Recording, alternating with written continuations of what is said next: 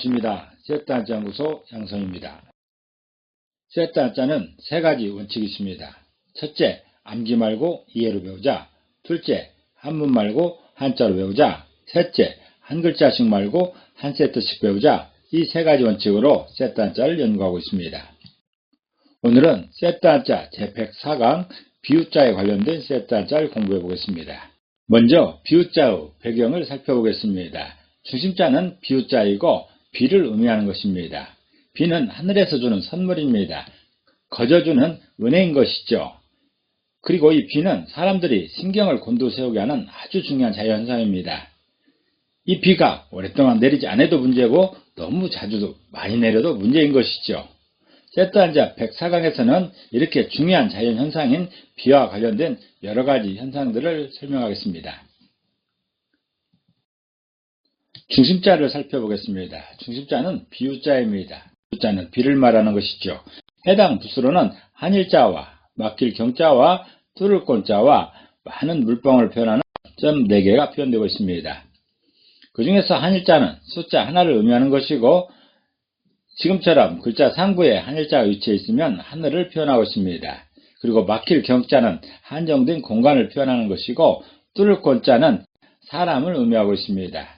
그리고 점점점점은 아주 많은 물방울을 표현하고 있는 것이죠. 비유자를 이미지로 표현해보면 한일자의 의미로서 하늘이 있습니다. 그리고 많은 물방울이 있죠. 그리고 또 한정된 공간, 사람이 살고 있는 한정된 일정한 공간이 있습니다. 그리고 많은 사람들이 서 있는 이런 모습도 있습니다. 이렇게 4가지 이미지가 결합된 모양이 비유자입니다. 중심자인 비유자는 하늘을 의미하는 한일자와 한정된 공간을 표현하고 있는 막힐 경자와 사람을 표현하는 뚫을 꼴자와 많은 물방울을 표현하고 있는 점점 4개가 표현되는 이런 모양이 바로 비유자입니다. 비유자가 표현하는 그 비는 하늘에서 한정된 공간을 사람들에게 내리는 많은 물방울이다 이런 뜻입니다. 노아의 홍수 때처럼 전 세계가 물로 뒤덮인 적도 있지만 거의 대부분은 일정한 공간에 비가 내리고 다른 데는 비가 오지 않는 것이죠. 비는 일정한 공간에 한정된 공간 사람들에게만 내리는 것입니다. 이것을 표현한 글자가 바로 비유자입니다. 중심자인 비유자를 기억하시면서 관련자들을 공부해 보겠습니다. 첫 번째 관련자는 구름문자입니다. 구름문자는 구름을 표현하고 있는 것이죠. 해당 부수로는 비유자와 이를 운자로 구성되어 있는데 비유자는 비를 의미하는 것이고 이를 운자는 이르다, 말하다라는 의미가 있습니다. 구름문자를 이미지로 표현해보면 많은 비가 내리는 가운데 우산 속에 비를 피하고 있는 두 사람의 이미지가 있습니다. 비를 표현하고 있습니다. 그리고 이를 운자에 해당되는 말하고 있는 두 사람이 있습니다. 특별히 이 이를 운자는 말하는 것 중에서도 두 사람이 은밀히 하는 그런 대화를 표현하고 있습니다. 사적으로 은밀히 하는 대화, 공개적인 대화가 아닌 은밀한 대화를 표현하는 게 바로 이를 운자입니다. 첫 번째 관련자인 구름문자는 비를 의미하는 비유자와 말하다, 은밀한 대화를 표현하고 있는 이를 운자가 결합해서 구름문자가 표현하는 구름은 비를 말하는 것이다 이런 뜻입니다. 그 구름을 보면 비가 올지 안 올지 알 수가 있는 것이죠. 그래서 구름이 사람들에게 비를 알려주는, 비에 대해서 말해주는 그런 역할을 한다는 것입니다. 한자는 사람을 기준으로 만들었기 때문에 모든 것을 사람의 입장에서 해석합니다. 이 구름마저도 이 구름이 비를 보내줄 것인지 말 것인지를 사람들에게 말해준다는 것이죠. 그걸 표현하는 글자가 바로 구름문자입니다. 두 번째 관련자는 눈설자입니다. 눈설자는 눈을 표현하고 있는 것이죠. 해당 부수로는 비유자와 돼지머리 개자로 이루어져 있는데 이 돼지머리 개자는 고슴도치 머리 개다라고도 말하고 있습니다. 비유자는 비를 표현하는 중심자이고 돼지머리 개자는 돼지 머리에 있는 털을 표현하고 있습니다. 눈설자를 이미지로 표현해보면 비를 맞고 있는 두 사람이 있습니다. 비를 표현하고 있는 이런 이미지입니다. 그리고 아래는 돼지의 머리가 보여지는 이런 이미지가 있습니다. 돼지 털을 표현하고 있는 그런 이미지입니다. 이렇게 두 이미지가 결합된 모양이 눈설자입니다. 두 번째 관련자인 눈설자는 비를 표현하는 비유자와 돼지 털을 표현하고 있는 돼지머리 개자가 결합해서 눈설자가 표현하는 그 눈은 비와 같은 성질이지만 그 모양이 돼지 털과 같다, 돼지 머리털과 같다라는 그런 표현입니다. 특별히 돼지 머리털은 뻣뻣하고 마치 눈처럼 생겼다라고 이렇게 표현하고 있는 것이죠. 한자를 만들 당시에 가장 눈과 흡사한 게 뭐냐 했을 때 돼지 머리털이다, 돼지 털이다라고 이렇게 표현했던 것입니다. 주변에 흔히 있었던 돼지를 보면서 생각해낸 것이죠. 세 번째 관련자는 서리상자입니다. 서리상자는 서리를 의미하고 있죠. 서리는 대기 중에 수증기가 지상의 물체 표면에 얼어붙는 것을 말하고 있습니다. 눈과 다르죠. 눈은 하늘에서 내리는 것이고 서리는 지상 표면에 그 수증기가 얼어붙음으로 생기는 것입니다. 그래서 지상에서 자연적으로 만들어지는 것이죠. 하늘에서 내린 게 아닙니다.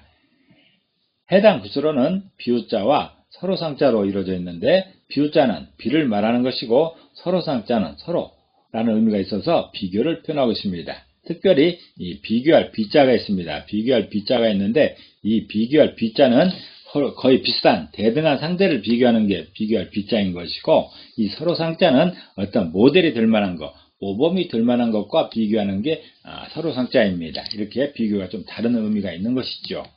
서리상자를 이미지로 표현해보면 비를 맞고 있는 두 사람이 있습니다. 비를 표현하고 있습니다. 그리고 시속 가운데서 양쪽을 균형을 맞추려는 이런 이미지가 있습니다. 비교를 표현하고 있습니다.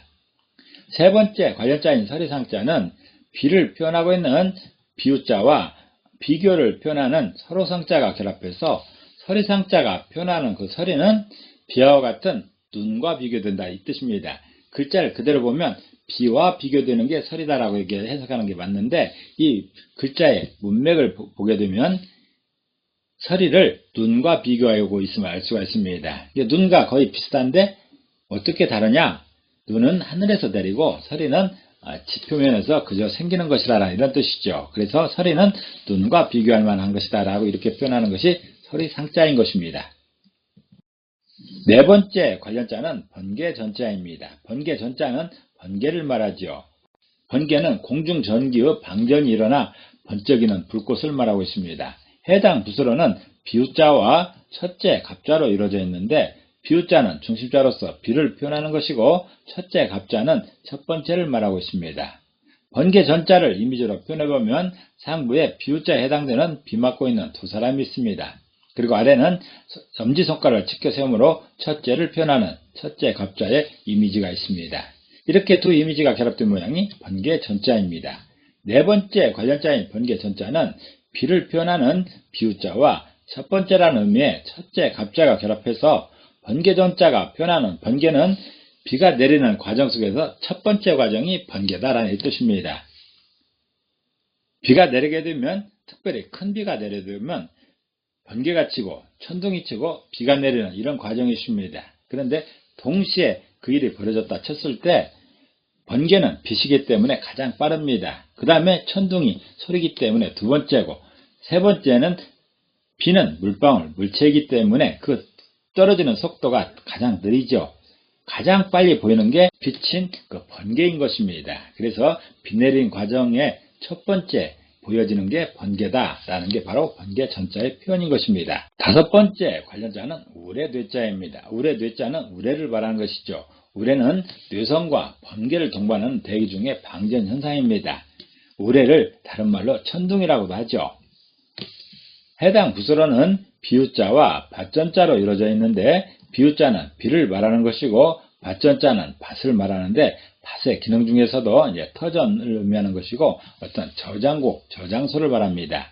예전에 농촌에서 밭의 기능이 작물을 키우는 그 작물 재배 장소도 있지만 작물을 수확해서 일정 기간 저장해 놓는 저장소, 창고의 기능도 했던 것입니다. 그런 저장소, 창고의 기능을 표현하는 것이 바로 이번 밭전자의 표현입니다. 우레뇌자를 이미지로 표현해보면 상부에 비유자에 해당하는 비 맞는 두 사람이 있습니다. 그리고 아래는 넓은 밭이 있습니다. 넓은 밭이 이제 터전을 표현하고 있는 것이죠. 이렇게 두 이미지가 결합된 모양이 우레뇌자입니다. 다섯 번째 관련자인 우레뇌자는 비를 표현하는 비유자와 저장소, 터전을 표현하고 있는 밭전자가 결합해서 우레뇌자가 표현하는 그 우레는 비의 터전이다 라는 이런 뜻입니다. 지금이야 비가 어떻게 만들어지고 어떻게 내린다는 게 과학적으로 다 증명이 되고 알게 된 사실이지만 예전에는 비가 하늘 어디엔가 큰 저장소가 있어서 거기에서 하나님께서 신께서 필요할 때 내려준다라고 이렇게 생각했던 것이죠. 그렇기 때문에 하늘의 큰 저장소 안에는 비가 충분히 있는데 저장소를 열어서 비 좀 내려주십사 하고 기우제를 지내는 것입니다. 여섯 번째 관련자는 흐릴 땀자입니다. 흐릴 땀자는 흐리다라는 의미가 있는 것이죠. 해당 부수로는 해일자와 구름 문자로 구성되어 있는데 해일자는 해, 태양을 의미하는 것이고 구름 문자는 구름을 표현하고 있습니다. 이 구름 문자 안에 주심자인 비우자가 포함되어 있습니다. 흐릴 땀자를 이미지로 표현해보면 상부에 해일자에 해당되는 쨍쨍 내려쬐는 이런 이글거리는 태양이 있습니다. 그리고 아래 구름 문자에 해당되는 먹구름이 잔뜩 낀 이런 이미지가 있습니다. 이렇게 두 이미지가 결합된 모양이 흐릴 담자입니다. 여섯 번째 관련자인 흐릴 담자는 하늘에 태양을 표현하고 있는 해일자와 구름을 표현하는 구름 문자가 결합해서 흐릴 담자가 표현하는 그 흐린 날은 해도 보이고 구름도 보이는 그런 날씨를 말하고 있습니다.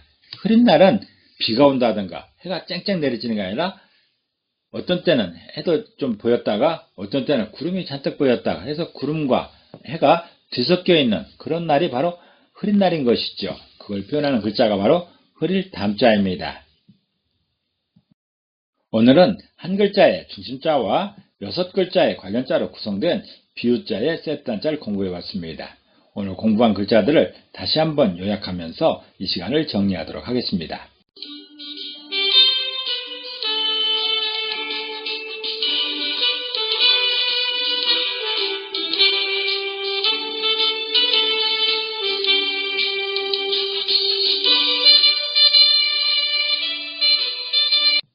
한자는 뜻글자입니다. 그래서 모든 한자에 한획의 의미가 있습니다. 그렇지만 그 의미에 대단한 비밀이 있는 것은 아니고 우리들의 상식에 기반하고 있습니다. 우리들의 상식에 기반하여 이해하고 설명하는 한자, 세트 한자였습니다. 감사합니다.